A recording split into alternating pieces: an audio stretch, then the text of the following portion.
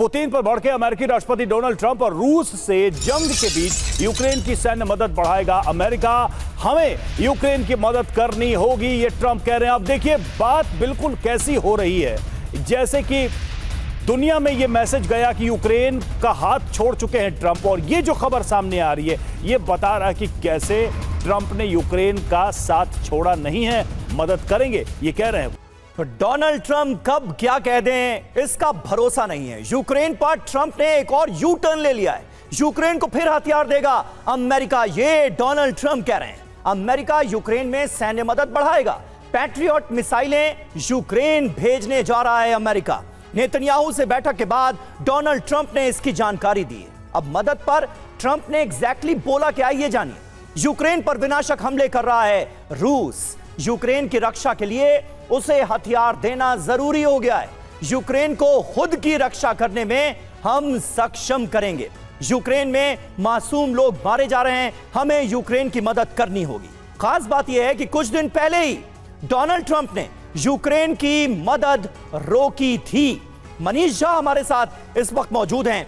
Manish, America का रुख नजर क्या आ रहा है रूस यूक्रेन वॉर को लेकर? कभी वो कहते हैं कि यूक्रेन को मदद नहीं दी जाएगी, हाथ पीछे खींचता हुआ अमेरिका नजर आता है। अब खुलकर एक बार फिर बड़े पैमाने पर यूक्रेन को हथियार सप्लाई करने की बात हो रही है, उसका साथ देने की बात हो रही है। माजरा क्या है?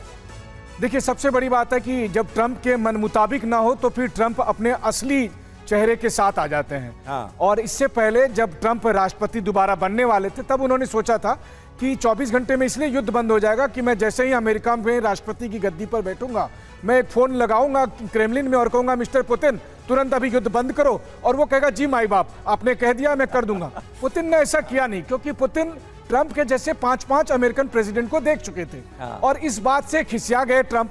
पहले तो उन्होंने जेलेंस्की को समझाने की कोशिश की, लेकिन जब उनको अमेरिकन डीप स्टेट हो, यूरोप हो, सबने समझाया कि देखिए इससे तो माना यही जाएगा कि हम लोग हार गए, तो अब वो दोबारा से रूस को धमकाने के लिए यूक्रेन को हथियार देने की बात करते हैं।